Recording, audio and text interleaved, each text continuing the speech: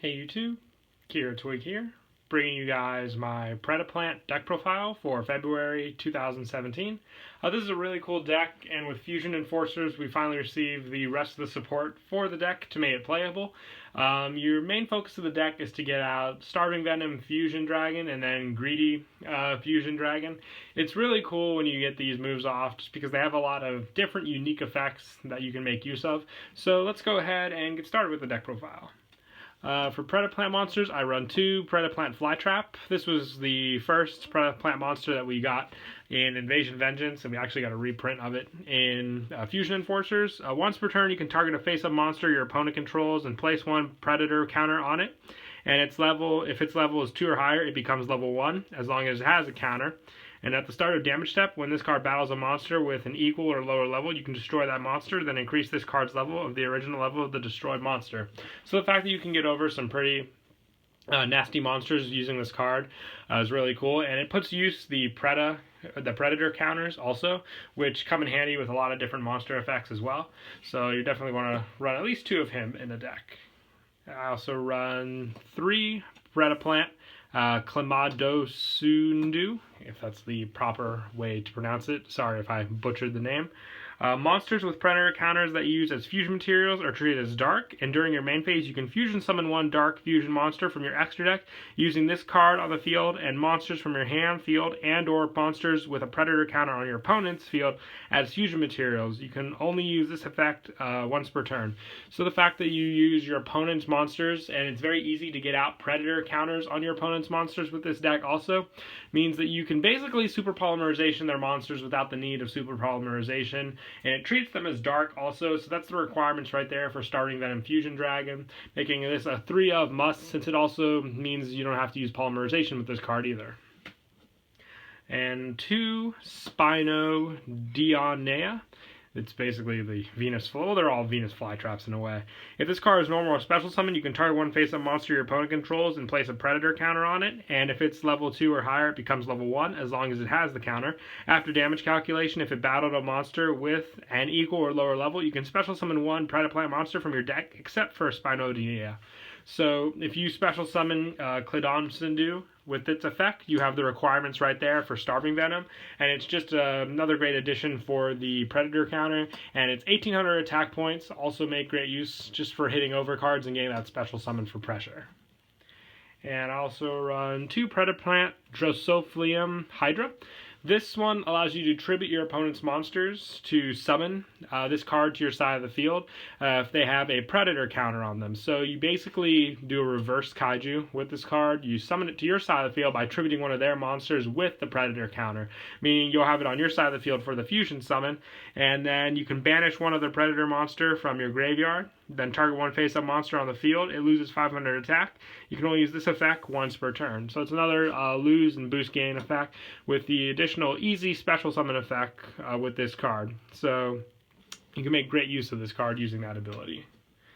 And probably one of the most important Predaplants in the deck, just because it's so versatile, is Predaplant Sarasanayat. Sorry once again, I'm trying my best to pronounce these professionalized, plant names. When your opponent's monster declares a direct attack, you can special summon this card from your hand. After damage calc, if this card battled an opponent's monster, you can destroy that opponent's monster. If this card is destroyed by battle, or if this card on the field is sent to the graveyard by a card effect, you can add one Pradip card from your deck to your hand, except for Saransiniat. You can only use this effect once per turn. So it has a destruction effect, which is really cool, and the special summon effect is cool too because it'll save you from direct attacks. And if it's a card, like let's say for example, Frightful Wolf, that would attack multiple times, it'll protect you because it'll destroy the wolf after the attack is done. And also a search effect also makes great use of this card. You have to run 3 in the deck. It's way too good not to. It's versatile, it has options all the time, really good. And for the non-Predaplant monsters, I run 2 Mandragora. This is just because Starving Venom's fusion requirements are basically 2 dark monsters on the field that aren't tokens. So Mandragora, if your opponent controls more monsters than you do, you can special this card from your hand, and then you get your normal summon still for the Predaplant monster, and meeting your 2 requirements there with that. And it's also good for some Exceed plays as well with your other level 4 monsters. And 3 Lone Fire Blossoms. The tribute effect for special summoning a plant monster. All the Predaplants are obviously plant monsters, if you can tell by the name, and Mandragora is as well. So attributing this card for special summoning a plant type monster is very easy, and you can get what you need from the deck using this card.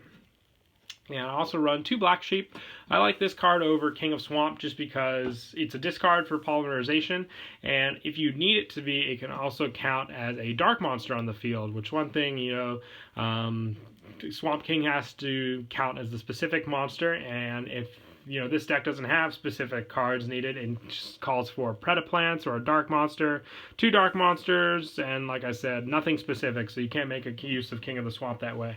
But if you already opened up with polymerization, you can just normal summon this and get the fusion off that way, counting it as the requirement. And that is it for the monsters. We'll move on to spells. I run 3 polymerization along with your Predaplants that already help with the fusion summoning. This card is your main way of fusioning with the deck. Some people like to run fusion substitute along with 2 polymerizations, or just 2 polymerizations and 1 fusion recovery just to make back. It's complete preference there, what you want to do. I like the 3 polymerization. Like I said, your combo version can be whatever you think and are most comfortable with. And 3 Pradip Onyx. This is your continuous spell card that allows you to special summon 1 level 4 or lower Predaplant monster from your hand or graveyard, but it has its effects negated, even if this card leaves the field. Once per turn during your standby, take 800 points of damage. So you have the effect negated, but you meet the requirements for the fusion summon, which is very nice, because it speeds things up a little. Otherwise, you have to wait a turn to normal summon or go by other means to get your monsters out, which is why I like running 3 of this card. And 2 Predapruning. This card is basically your Foolish Burial for Predaplants.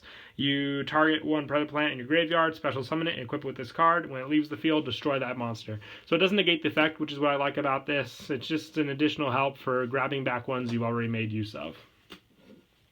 And I also run Refusion.